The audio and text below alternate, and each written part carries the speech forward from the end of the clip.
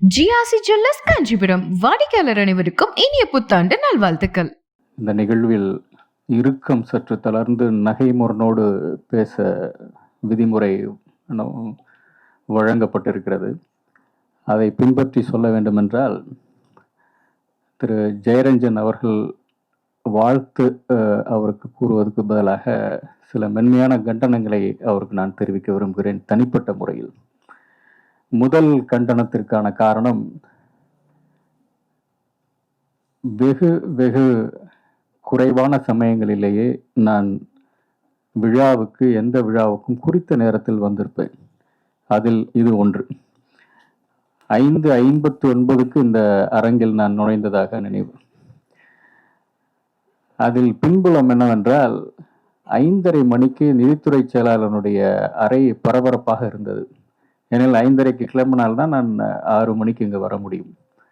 வழக்கமாக அந்த அறை 5:30 மணிக்கு தான் இன்னும் உத்வேகத்துடன் செயல்பட தொடங்கும். 5:30லிருந்து 8 மணி வரை தான் நாங்கள் செயல்பட்டு கொண்டிருப்போம்.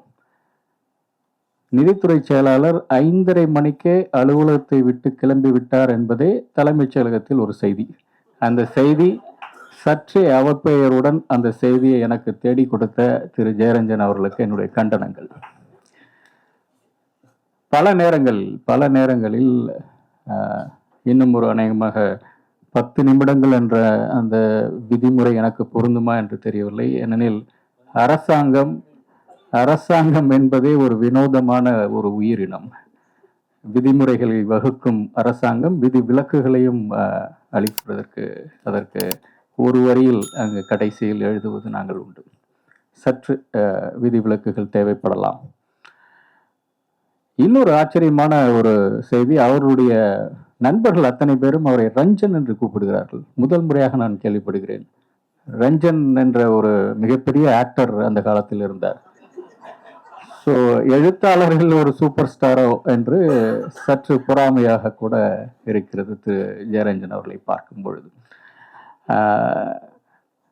நகைச்சுவைகளை தள்ளி வைத்துவிட்டு நாம் யோசித்து பார்த்தால், இந்த அரங்கம் எப்படி அமைந்திருக்கிறது? இன்னும் சொல்லப்போனால் எனக்கு தோன்றுவதெல்லாம் மேடையில் அமர்ந்திருக்கும் நபர்கள், அரங்கத்தில் அமர்ந்திருக்கும் நபர்களுக்கிடையே பெரிய இடைவெளி எதுவும் இல்லை. குறைந்தபட்சம் இந்த மேடையினுடைய உயரம் சற்று குறைந்திருக்கலாம். ஒரு வட்ட வடிவில் இந்த உரையாடல் நடந்திருக்கலாம் என்றும் எனக்கு ஒவ்வொருவரும் அவர்களுடைய துறையில் பல சாதனைகளை நிகழ்த்தியவர்கள், சாதனைகளை நிகழ்த்த முயன்று கொண்டிருப்பவர்கள். அந்த வகையில் இந்த கூட்டம் ஒரு மிக முக்கியமான செய்தியை சொல்லி செல்கிறது என்று நான் நம்புகிறேன். அநேகமாக இன்று இரவு நீங்கள் கண்களை சற்றே மூடிக்கொண்டு யோசித்து பார்த்தால் அதற்கான புரிதல் இன்னும் சற்று அதிகமாக இருக்கும் என்று நம்புகிறேன். ஒவ்வொரு சமூகமும் சிந்தனையாளர்களால் வழிநடத்தப்படுகிறது. பொருளாதாரத்தை எடுத்துக்கொண்டால் 2 அல்லது 3 மிக முக்கியமான அறிஞர்கள் தான் இந்த உலகை வழிநடத்தி கொண்டிருக்கிறார்கள். People used to say it's a great battle between Adam Smith and Karl Marx. That's all the economy and the world about. சிந்தனையாளர்கள் தான் இந்த உலகை வழி நடத்துகிறார்கள். ஆனால் அந்த சிந்தனையாளர்களுடைய அந்த வழி நடத்துதலை, அவர்களுடைய சிந்தனையை ஏற்றுக்கொண்டு செயல்படுத்துகின்ற எங்களை போன்ற அதிகார வர்க்கம், இவர்களுக்கிடையேயான இடைவெளி மிக முக்கியமானது. அந்த இடைவெளி குறைந்தால் அந்த சமூகம் முன்னேறி சென்று கொண்டிருக்கிறது என்று அர்த்தம். நடப்பு காலத்தில் இன்னும் ஒரு பரிமாணம் அதில் சேர்ந்து கொண்டது. The thinkers, the executive and finally the civil society organizations have started making a lot of impact. இந்த மூன்றும் சேரும் இடத்தில் அந்த சமூகம் மிகவும் முதிர்ச்சிகரமாக தன்னுடைய பாதையை இன்னும் சிறப்பாக தீர்மானித்துக் கொள்ளக்கூடிய சமூகமாக மாறுகிறது. அந்த வகையில் இந்த கூட்டம், இந்த அரங்கம் மிக முக்கியமானது என்று கருதுகிறேன்.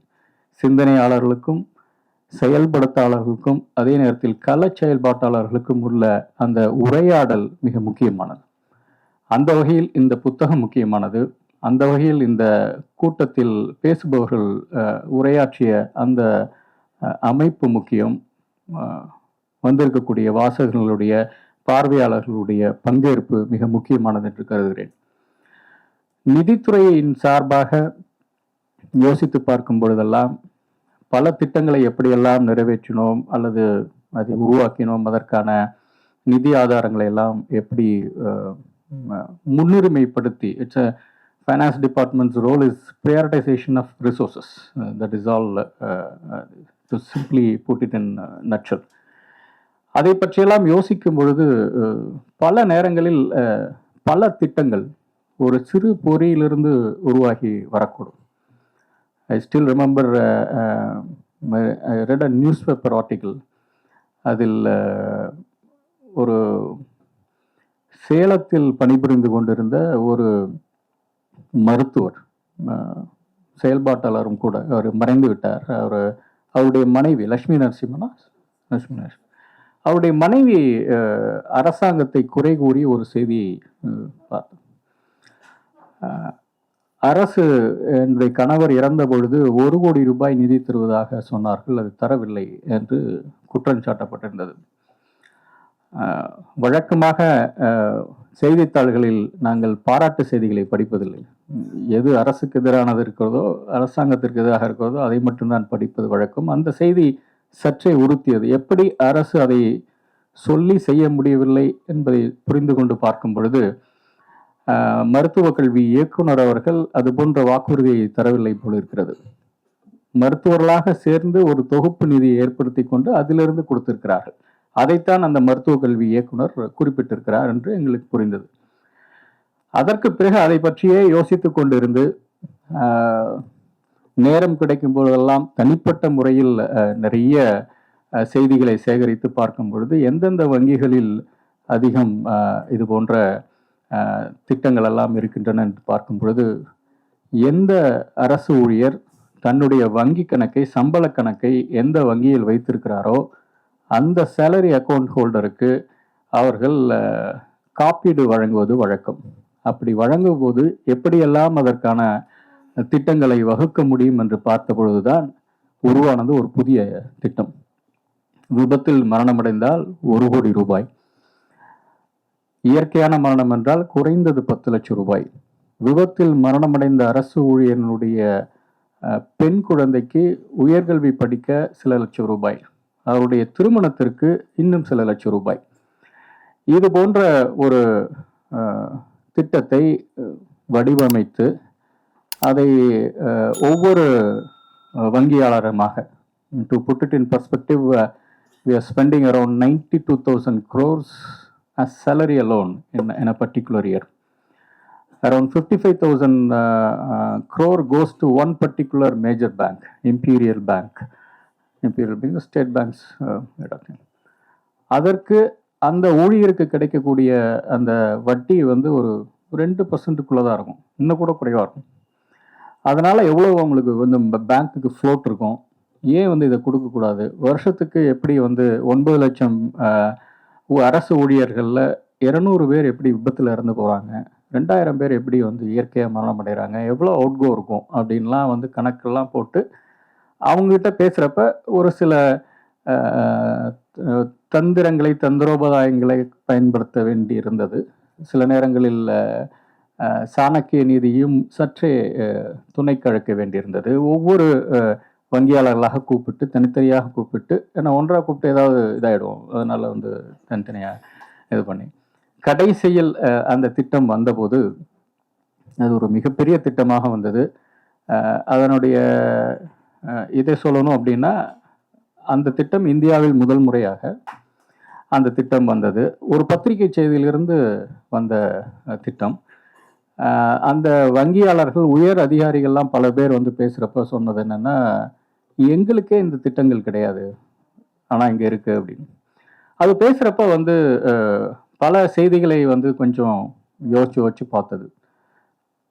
Insurance is a concept which will compensate the economic value of the individual. ஒரு ஏன் வந்து ஃப்ளைட்டில் போகிறவங்களுக்குலாம் 1 crore கொடுக்குறாங்கன்னா தே பிலாங் டு பர்டிகுலர் இது அவங்களுடைய எக்கனாமிக் வேல்யூ டு தி ஃபேமிலியை வந்து காம்பன்சேட் பண்ணுங்கிறது தான் இன்சூரன்ஸோட கான்செப்ட். பட் ஒரு அரசு வந்து அப்படி பண்ண முடியாது. ஒரு ஐஏஎஸ் அதிகாரி விபத்தில் இறந்தால் 1 கோடியும், கடைநிலை ஊழியர் இருந்தால் வந்து 1 லட்சம் ரூபாய் கொடுக்கறது அரசினுடைய நோக்கம் இல்லை. இந்த திட்டத்தில் அனைவருக்கும் 1 கோடி. திருச்சியில் உள்ள ஒரு பெண்மணி வருவாய் கோட்ட அலுவலராக இருந்தவர் விபத்தில் சிக்கி இறந்தார். என்னுடைய நினைவுகள் சரியாக இருக்கும் என்றால் அவருடைய பெயர் தேவசேனா. பெயர் வித்தியாசமாக இருப்பதால் இன்னும் நினைவு இருக்கிறது. அவருடைய குடும்பத்திற்கும் 1 கோடி ரூபாய் கொடுத்தோம். ஒரு சத்துணவு பணியாளர் இறந்ததுக்கும் 1 கோடி ரூபாய் கொடுத்தோம். எனில் அரசு the government shall not get into the discrimination of its own employees. That is the basic concept. பல நேரங்களில் இதில் பார்த்தீங்க அப்படின்னா ஒரு சோஷியல் கான்சியஸ்னஸ் இருக்கும், பட் பேக் ஹெண்டில் வந்து ஃபினான்ஷியல்ஸ் ஒர்க் பண்ண வேண்டியிருக்கும். So the fine blend of both will always deliver the best. காலை உணவு திட்டம் வந்து வந்த கதை குறித்து அநேகமாக நான் ஓய்வு பெற்ற பிறகு ஒரு ஒரு புத்தகம் எழுதுவதற்காக அளவு செய்திகள் இருக்கின்றன. அது குறித்து பேசும்பொழுது கூட பல நேரங்களில் ஜெயரஞ்சன் கூட அவரோடு உரையாடி இருக்கிறேன். அந்த இதெல்லாம் ஒவ்வொரு முறையும் இங்கு மிக அழகாக குறிப்பிட்டு சொன்னார்கள். அதாவது தமிழ்நாட்டில் மட்டும் ஏன் இந்த நலத்திட்டங்கள் தொடர்ந்து செயல்பட்டு கொண்டு இருக்கின்றன என்று. காலை உணவு திட்ட அந்த அரசாணையில் அதில் குறிப்பிடப்பட்டிருக்கும். அதில் அந்த அரசாணையை அந்த துறை சார்பாக அதை எழுதிவிடக்கூடாது என்பதற்காக முதலமைச்சர் அலுவலகத்தில் இருந்தபொழுது நான் அதை வரைந்து கொடுத்தேன். பாலா சார் சொன்ன மாதிரி வந்து அந்த அரசாணையின் முதல் வரியே பசிப்பினி போக்கும் மருத்துவன் இல்லம் அனித்தோ செய்தோ கூறுமின் எங்கே. இதுதான் சங்க இலக்கிய பாடலிலிருந்து தான் அந்த அரசாணையே தொடங்கும். அதில் குறிப்பிட்டது என்னவென்றால், தமிழ்நாட்டின் தலைவர்கள் தொடர்ந்து ஒவ்வொரு காலகட்டத்திலும் பசிப்பினியை அகற்ற, வறுமையை அகற்ற தன்னால் அயன்ற திட்டங்களை தீட்டி வருகிறார்கள். அவர்கள் சார்ந்திருக்கும் கொள்கைகளின் நிறம் மாறி இருக்கலாம், ஆனால் நோக்கம் மக்களுடைய பசிப்பினியை போக்குவதற்காக. முதலில் ஆரம்பித்த அந்த சைதாப்பேட்டையில் உள்ள அந்த மாதிரி பள்ளியில் ஆரம்பித்த அந்த மதிய உணவு திட்டம் ஓரிரு ஆண்டுகளிலேயே நிறுத்தப்பட்டு விட்டது. அதற்கு மிக முக்கியமான காரணம், the audit department of Madras municipal corporation raised objection. You have not received appropriation for this particular purpose. சில ஆண்டுகள் நிறுத்தப்பட்டு விட்டன. கடுமையாக போராடுகிறார்கள். இந்த திட்டம் கொண்டு வந்த பின்னால் எப்படி மாணவருடைய சேர்க்கை அதிகமாயிருக்கிறது என்றெல்லாம் குறிப்பிட்டும் அது நிறுத்தப்பட்டது. அதற்கு பின்னால் வருவதற்கு மிக அதிக ஆண்டு காலமானது. காமராஜர் அவர்கள், பெருந்தலைவர் காமராஜர் அவர்கள் இந்த திட்டத்தை, மதிய உணவு திட்டத்தை கொண்டு வந்த பொழுது அமைச்சரவை கூட்டத்தில் அது எப்படி விவாதிக்கப்பட்டது என்பது குறித்தான ஒரு கட்டுரை எங்களுடைய தமிழர் நிதி நிர்வாகத்தில் பதிவு செய்திருக்கிறோம். எப்படி அதிகார வர்க்கம் அதை எதிர்த்தது, எப்படி அதிகாரிகள் அதை எதிர்த்தார்கள், அதை முதல்வர் எப்படி அதை தன்னுடைய இன்னும் சொல்ல போனால் பயன்படுத்த வேண்டிய வார்த்தைகள் அவருடைய கூர்ந்த மதியை பயன்படுத்தி எப்படி அவற்றை எல்லாம் மாற்றி அந்த திட்டத்தை நிறைவேற்றினார் என்பது குறித்து ஒரு நல்ல கட்டுரை. அதிலிருந்து ஆரம்பித்து சத்துணவு திட்டம் வந்த பொழுது கூட எனக்கு நன்றாக நினைவிருக்கிறது. ஒரு மூத்த ஐஏஎஸ் அதிகாரி குறிப்பிட்டார், சத்துணவு திட்டம் கொண்டு வர வேண்டும் என்று முடிவு செய்த பிறகு அதிகாரிகள் கடுமையாக உழைத்து அவர்கள் திட்டங்களை தீட்டுகிறார்கள். சுமார் 30,000 பள்ளிகளுக்கு நாம் இதை விரிவுபடுத்த வேண்டும். அதை நடைமுறைப்படுத்துவதற்கு எவ்வளவு செலவாகும், எத்தனை பைசா, எவ்வளவெல்லாம் செலவாகும், அதற்கு அந்த சமையல் கூடம் கட்ட வேண்டும், அதற்கு என்ன செலவாகும், அதற்கு எவ்வளவு நம்முடைய வரவு செலவு நிதிநிலை அறிக்கையில் எவ்வளவு குறிப்பிட வேண்டும். திங்கட்கிழமை முதல் சனிக்கிழமை வரை 6 நாட்களுக்கு இது போன்ற சமைப்பதற்கு எவ்வளவு செலவாகும், சமைக்கும் நபர்களை எப்படி தேர்ந்தெடுப்பது என்பது குறித்தான விரிவான ஒரு பட்டியல். அவற்றையெல்லாம் எடுத்துக்கொண்டு தலைமைச் செயலாளர் அதிகமாக திரவியம் என்று நான் நினைக்கிறேன், அவர் முதலமைச்சர் அவரிடம் செல்கிறார். திரு எம்ஜிஆர் அவர்கள் அதை கேட்டுக்கொண்டிருக்கிறார்.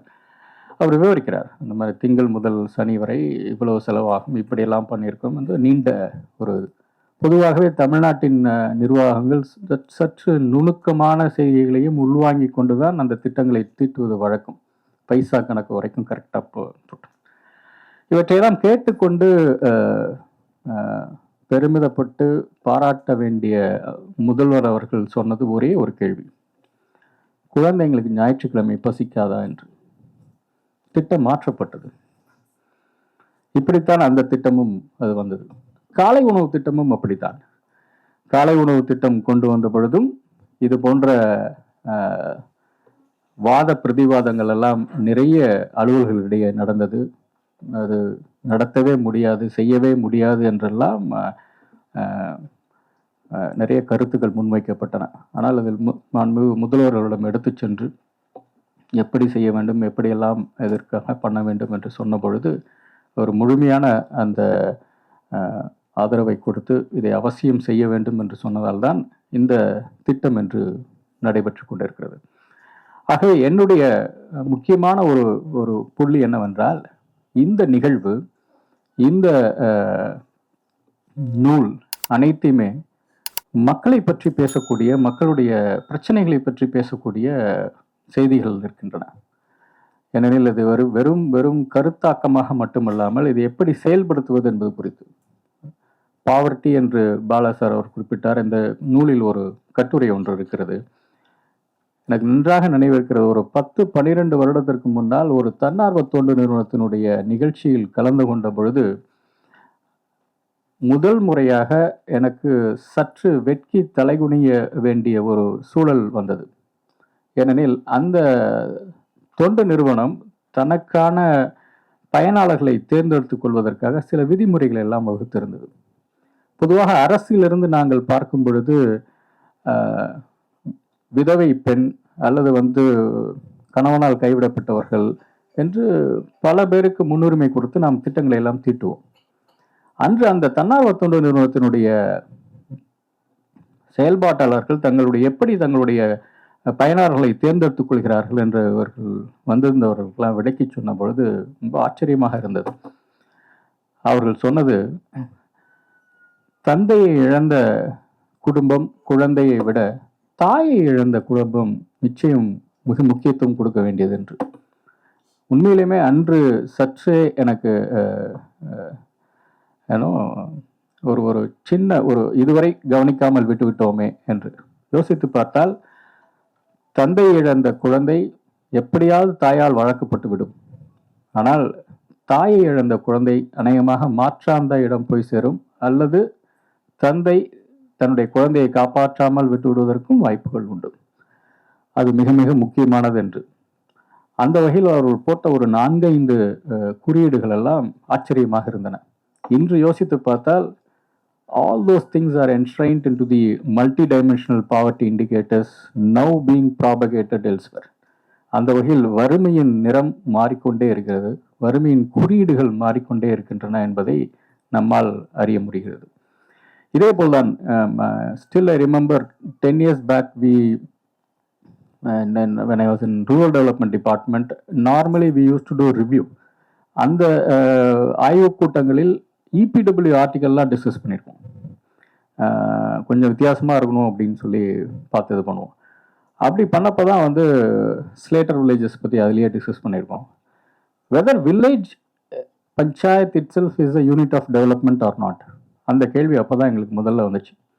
ஏன்னா வில்லேஜ் பஞ்சாயத்துங்கிறது it's an artificial administrative boundary.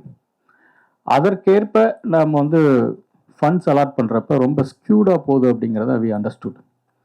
தமிழ்நாட்டில் இருக்கக்கூடிய 12,835 வில்லேஜஸ்க்கு கிட்டத்தட்ட 85,000 ஹேபிடேஷன்ஸ் இருக்குது.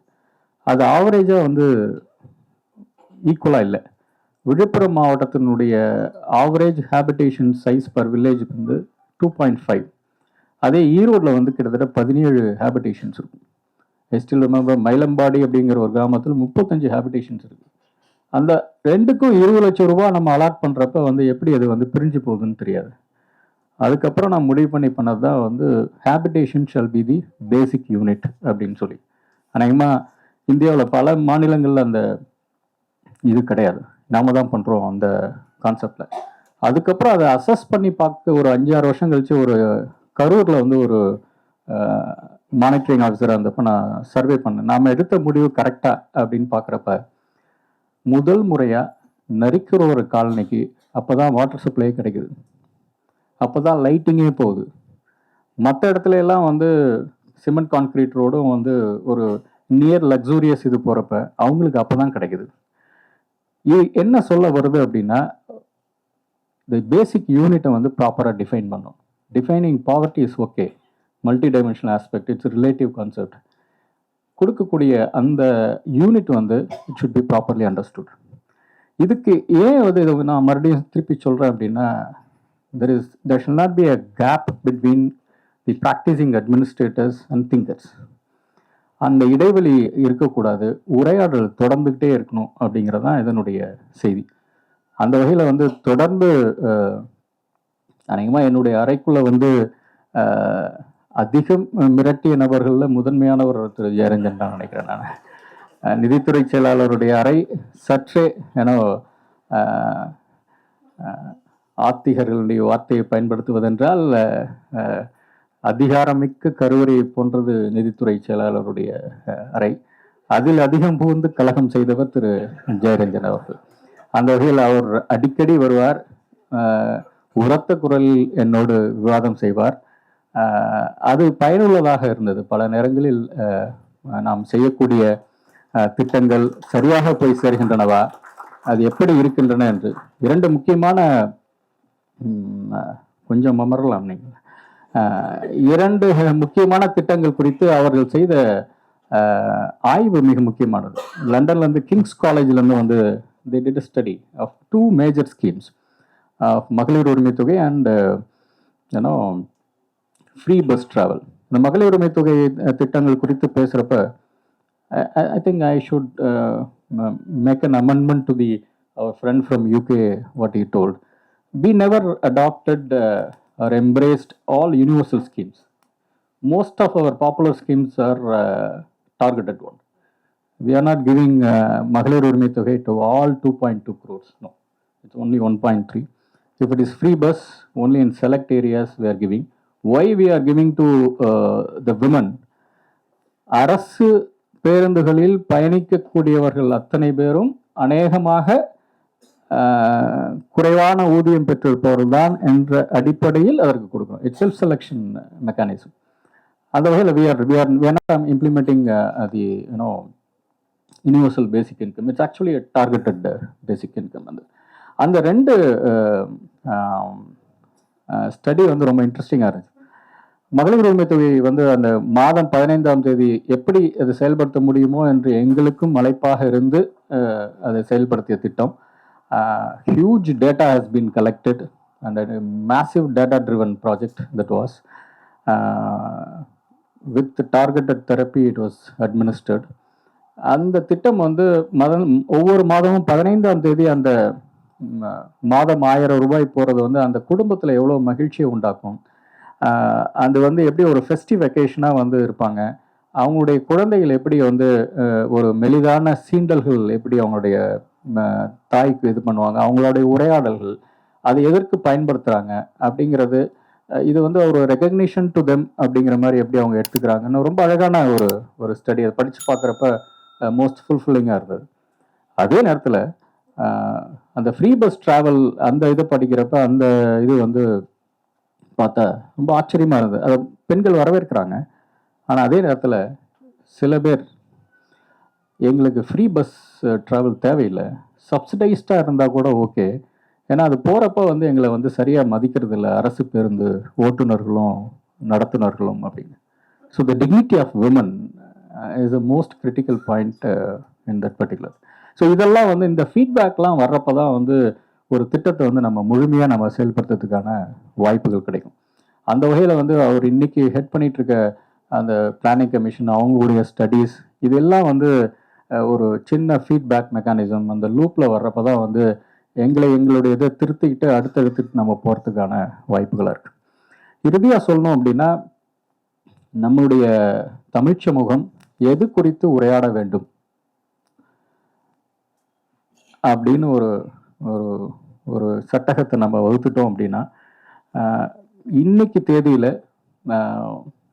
மிக முக்கியமாக நம்ம உரையாட வேண்டியது பொருளாதார வளர்ச்சி குறித்து தான் அப்படின்னு நான் உறுதியாக நம்புகிறேன். நான் என்ன காரணம் அப்படின்னா நம்முடைய மாநிலத்தினுடைய பிறப்பு விகிதம் குறைஞ்சிட்டே இருக்கு. நம்மளுடைய வாழ்க்கை நலன்கள் பார்க்குறப்ப வந்து லைஃப் எக்ஸ்பெக்டன்சி இன்க்ரீஸ் ஆகிட்டே இருக்கு.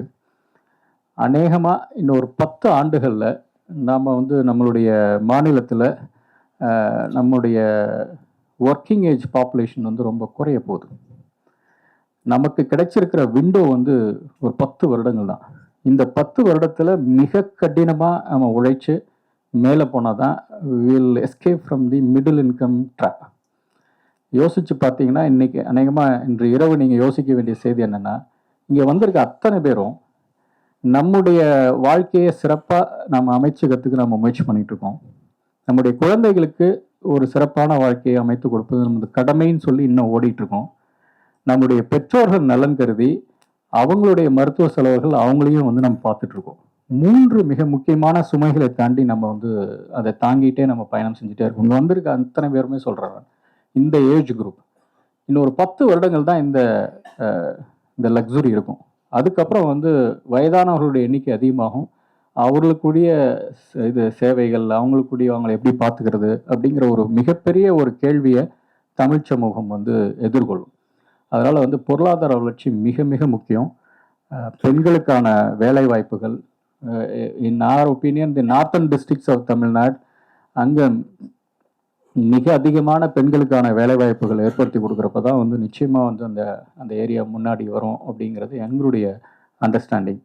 அந்த வகையில் வந்து இந்த பொருளாதார வளர்ச்சி குறித்தான உரையாடல்கள் இன்று காலையில் வர்றப்ப நிதியமைச்சர் அவர் உரையாடல் பேசிகிட்டு இருக்கப்போ 2-3 கேள்விகள் அவர் கேட்டுட்டு இருந்தார். இந்த அவருக்கு யாரோ ஒரு இதில் வந்து கேட்டிருக்காங்க, டிஜிட்டல் ஏஜில் நாம் வந்து இன்னும் லைப்ரரி மியூசியம்லாம் வந்து கட்டணுமா, இது தேவையா அப்படின்னு ஒரு கேள்வி கேட்டாங்க. அப்படின்னு என்னுடைய பதில், டிஜிட்டல் ஏஐ எல்லாம் வந்து சமூகத்தினுடைய உயர் தரப்பினர் உச்சரிக்கக்கூடிய வார்த்தைகள். நாம் கட்டின கலைஞர் நூற்றாண்டு நூலகம் மதுரைக்கு 20 லட்சம் பேர் வராங்க. அதை விட என்ன அதிகமாக சொல்ல வேண்டியிருக்கும். கீழடி அருங்காட்சியகத்துக்கு தினந்தோறும் 1000 பேர், வார இறுதியில் 2000 பேர். சமீபத்தில் திறந்த அந்த பொருணை அருங்காட்சியகத்துக்கு மாண்புமிகு முதல்வர் அவர்கள் தினந்தோறும் என்னிடம் கேள்வி கேட்கிறார், எத்தனை பேர் இன்னைக்கு வந்தாங்க அப்படின்னு. அவருக்காகவே அந்த புள்ளி விவரங்கள்லாம் துவக்க வேண்டியிருக்கின்றன. வார இறுதிகளில் 10,000 12,000 பேர் அங்கே வந்து போகிறாங்க. நம்முடைய தமிழ் பண்பாட்டை அடுத்த தலைமுறைக்கு எடுத்து செல்ல வேண்டியது நம்முடைய கடமை என்று இந்த அரசு கருதினால் அருங்காட்சியகங்கள் தேவை, அறிவை விரிவாக்கம் செய்ய நூலகங்கள் தேவை. ஒரு பொருளாதார நிபுணர் என்று அந்த அடைப்புக்குறிக்குள் யோசித்து கொண்டு நாம் பார்த்தால் they would always look at the return for the investments. 20 லட்சம் பேர் பார்க்க ஒரு பயனடைகிறதை விட இன்னும் ரிட்டர்ன்ஸ் எதிர்க்க முடியும். ஆகவே நாம் செய்வது சரிதான், இதில் வந்து எந்த தவறும் இல்லை அப்படின்னு சொன்னாங்க. அதே போல் தான் இலவசம் என்று சொல்லக்கூடியது, இலவச பஸ் தேவையா அப்படின்னு ஒரு கேள்வி. என்னுடைய பதில் என்னவென்றால், அதுக்கு பெண்கள் தங்களுடைய பிறந்த வீட்டிற்கு போவதற்கு கூட ஆணிடம் அனுமதி வாங்கி செல்லக்கூடிய ஒரு சமூகத்தில் இலவச பேருந்து என்ன விதமான மாற்றங்களை செய்திருக்கிறது என்று ஆண்களும் அல்லது கோபுரத்தின் உச்சியில் இருக்கும் நபர்களும் தீர்மானிக்க தேவையில்லை, பயனாளர்கள் பெண்கள் தீர்மானிக்கலாம் என்று நான் சொன்னேன். அது மட்டுமல்ல, பொருளாதார அடிப்படையில் பார்த்தால் கூட உலகெங்கும் இருக்கக்கூடிய பொது போக்குவரத்து, all public transport systems in the world are highly subsidized, starting from tube of London or New York. 100 வருடங்கள் கடந்த லண்டன் டியூப்ல இருந்து இன்று வரை இருக்கக்கூடிய புல்லட் ட்ரெயின்கள் என்று சொல்லக்கூடிய அத்தனை சைனாவிலிருந்து அத்தனையுமே ஹைலி சப்சிடைஸ்ட். ஏன் சென்னை மாநகரத்தில் நாம் செய்து கொண்டிருக்கும் 2வது கட்ட மெட்ரோ 62,000 கோடி செலவு செய்கிறோம். ஸோ ஜஸ்ட் அ ப்ரியாரிட்டைசேஷன், இது தேவையா இது தேவையில்லை என்று பார்க்கும்போது எவ்வளவு பேருக்கு அதை சென்று சேர்கிறது, அதனால் என்ன பயன் என்பது குறித்து தான் நாம் அதை யோசித்து பார்க்க வேண்டும். ஆகவே இது இது people use to say no the Californisation of Indian welfare model என்று. ஸோ இந்திய அளவில் தமிழ்நாட்டில் நலத்திட்டங்கள் அதிகமாக முன்வைக்கப்படுகின்றன. பகுத்துண்டு பல்லுயிர் ஓம்புதல் என்றது போல இருக்கக்கூடிய அந்த ஆதாரத்தை அனைவருக்கும் பகுத்து நாம் தாயுமானவர் என்று அந்த திட்டமாக இருக்கட்டும் அல்லது மாற்றுத்திறனாளிகளாக இருக்கும் அத்தனை பேருக்கும் பார்த்து பார்த்து செய்கிறோம் என்றால் நாம் அத்தனை சமூகத்தில் அத்தனை பேரையும் நாம் நேசிக்கிறோம் என்று அர்த்தம். அவர்களுக்காக நாம் கவலை கொள்கிறோம் என்று அர்த்தம். ஆகவே அதற்காகவாவது இன்னும் அதிகமாக நிதி ஆதாரத்தை நாம் உயர்த்துவதும் பெருக்குவதும் நம்முடைய கடமை. அதனால் என்னுடைய அன்பான வேண்டுகோள், திரு ரஞ்சன் அப்படி சொல்வது இன்னும் கொஞ்சம் அழகாக இருக்கும், அவருடைய